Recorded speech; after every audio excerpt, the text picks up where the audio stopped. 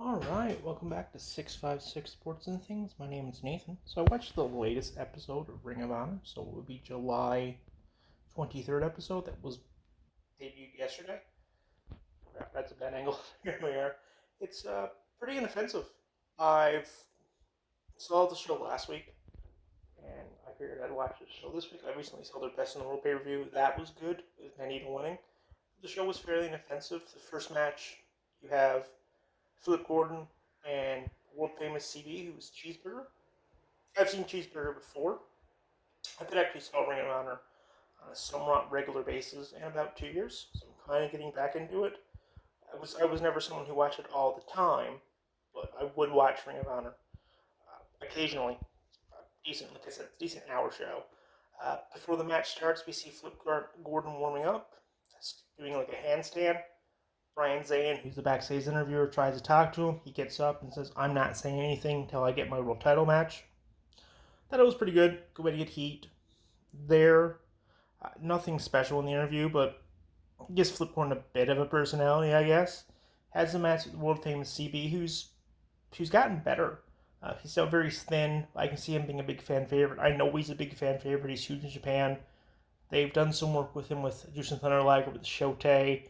Commentary was putting him over as improving slightly. I actually see the world famous CB as a future world champion, just because you can tell that story over a long time. He was in the Ring of Honor dojo. He was with the Ring Crew. He's been with Ring of Honor now for a long time, and he's a fan favorite because he's just been there for so goddamn long. I think he's been there for like 5-10 years now, and he's always skinny.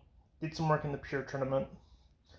Ultimately, this match was going to be won by Flip Gordon. He's your number one contender for the world title. There's no way you're going to have him lose. He does win with the SDF, the Submit the Flip. I really like what Ring of Honor's doing with the inset promos. So, like, when he's in the ring or he's walking to the ring, you get, like, a little bottom of the screen doing a promo. That really helps. Kind of has an old 80s superstar vibe when they would learn a new guy would get over and he'd beat up a jobber. Those old promos.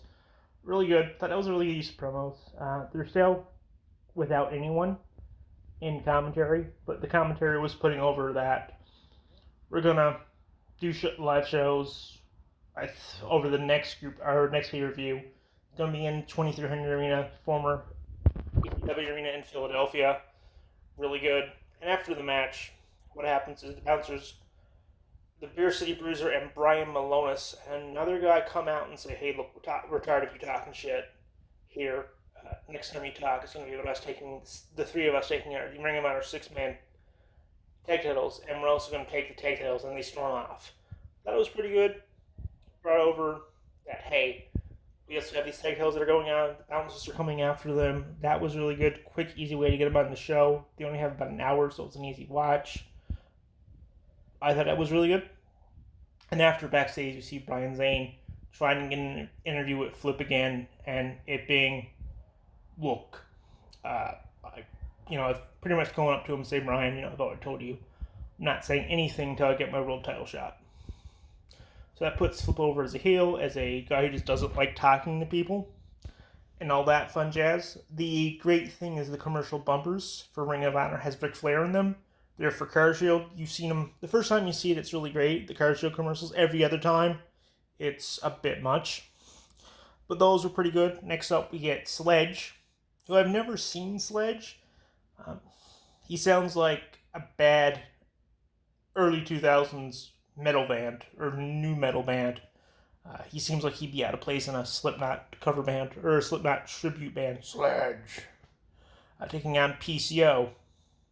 Same thing applies. They have promos at the beginning of the match. That's really good. For this match, the best thing about this match is actually that Danhausen is on commentary. And he's just shooting the scenery as only Danhausen can. Talking about lots of money, not really caring, asking if things are illegal, all that fun jazz. It showed in the tail of the tape, because Ring of Honor does this. They do tell the tapes, so it makes it feel like a more legitimate sport. PCO debuted in 87. Now, for reference, I was born in 87.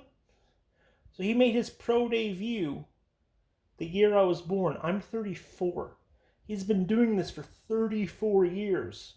And you're like, man, like that would make him 53.